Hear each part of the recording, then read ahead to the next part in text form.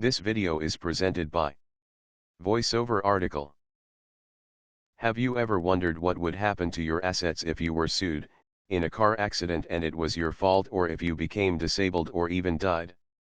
Most people consider this question but do very little about taking the necessary steps to protect their assets.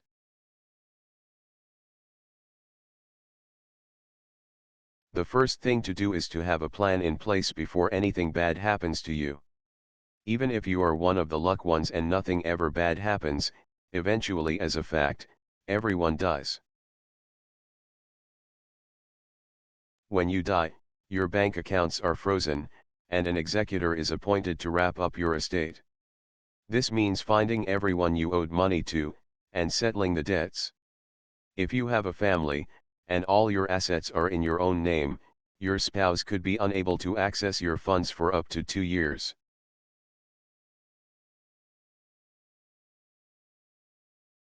There are 3 major concerns when it comes to protecting your assets: estate duties, income taxes, and lawsuits. Estate duties. When you die, the government claims a percentage of the value of your estate.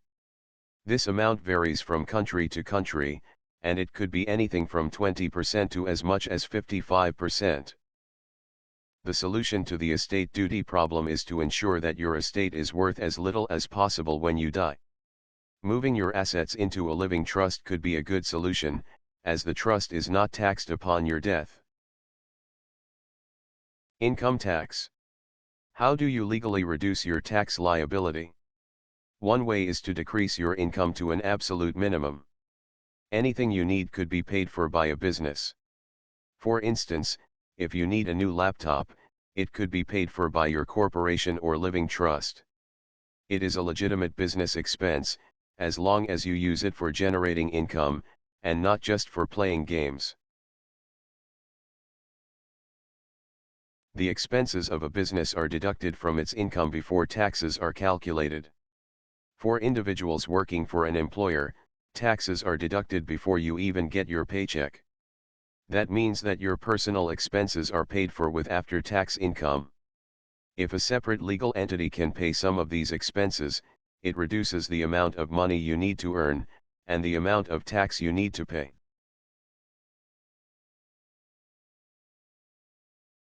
Lawsuits. The first thing that happens when someone wants to sue you is that his or her lawyer will try to find out what you are worth. It is not difficult to find out someone's net worth by examining public records. These days, on the internet, it is even easier. What you need to do is look like a poor target.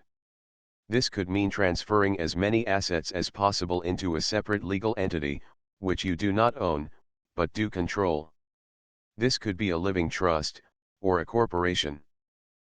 It might also mean that you ensure that properties in your own name are mortgaged to the hilt, so that your net asset value, the difference between what you own and what you owe, is as low as possible. Ideally, you want your assets and your income to be as small as possible, so that you are not worth suing you. In conclusion, everyone has different financial needs. Laws are different from country to country, and from state to state. It is essential that you get professional advice from a competent financial advisor before doing anything.